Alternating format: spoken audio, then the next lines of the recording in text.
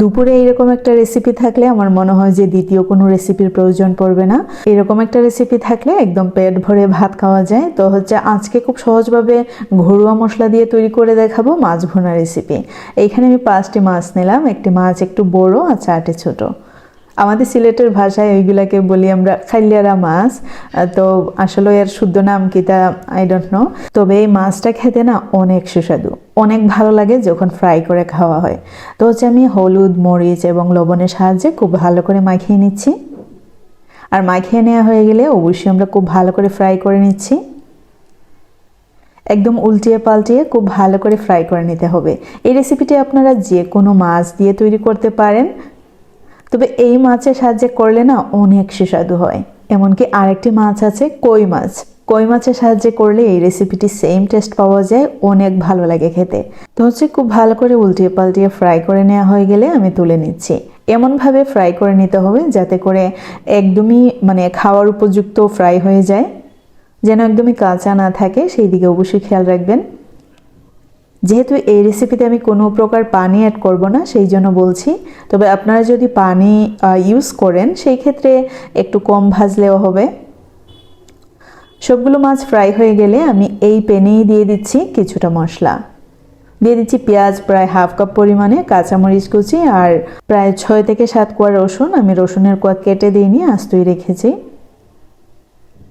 এগুলোকে খুব ভালো করে ভেজে নিতে হবে, যেন পুড়ে না যায় সেই দিকে অবশ্যই খেয়াল রাখতে হবে। চুলার আগুন একদমই মিডিয়াম টু লো ফ্লেমেতে রেখে ভেজে নিচ্ছি। একটু ধৈর্য সহকারে 5 থেকে 6 মিনিটের মতো চুলার আগুন একদমই কমিয়ে রেখে পেঁয়াজটাকে সফট করে নিতে হবে, আর যেন কিছুটা ভাজা হয় সেই দিকেও খেয়াল রাখতে হবে। তারপরে দিয়ে দিলাম লবণ, কিছুটা হলুদের গুঁড়ো, ধনিয়া গুঁড়ো আর মরিচের গুঁড়ো। প্রায় 3 মিনিটের কাছাকাছি টাইমে আমি মশলাগুলো ইউজ করেছিলাম। অনেক সময় অনেকেই বলে এত টাইম ধরে দেয়া লাগে, আসলেই টাইম ধরে দেয়া লাগে। তা না হলে কিন্তু তরকারি দেখবেন যে সবার হাতে তরকারি কিন্তু ভালো লাগে না খেতে। তো মোট যখন 5 থেকে 6 মিনিট হয়ে যাবে, এর মধ্যে আমি অ্যাড করে নিচ্ছি টমেটো।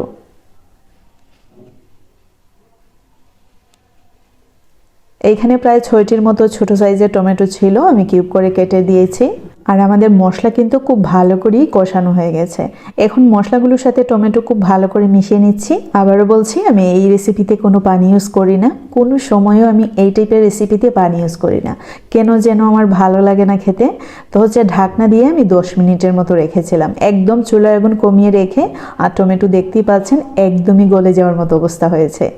তারপরেও আমি হাতাবাড়ির সাহায্যে আবারও কিছুটা ভেঙে নিচ্ছি। এই পর্যায়ে চুলার আগুন মিডিয়াম টু হাই ফ্লেমেতে রেখে 2 থেকে 3 মিনিটের মতো জাল করে নিচ্ছি। তারপরে দিয়ে দিচ্ছি মাছ এর উপরে। মাছের উপর দিয়ে দিচ্ছি ধনেপাতা। অবশ্যই চেষ্টা করবেন এই রেসিপিতে ধনেপাতাটা ইউজ করতে, অনেক ভালো লাগবে খেতে। ঢাকনা দিয়ে দিলাম 5 মিনিটের মতো, আর চুলার আগুন ছিল একদমই লো ফ্লেমেতে। এখন ঢাকনাটা তুলে মাছগুলোকে একটু উল্টিয়ে দিচ্ছি, যাতে করে সবগুলা মাছের গায়ে মশলার ফ্লেভারটা লাগে। এই রেসিপি খেতে না এত সুস্বাদু, আসলে বলে বোঝানোর মতো না। যারা আমার এই রেসিপি ফলো করে তৈরি করবেন, আমি সাজেস্ট করব 1 ফোঁটাও পানি ইউজ করবেন না, তাহলেই এর রিয়েল টেস্ট আপনারা ফিল করতে পারবেন।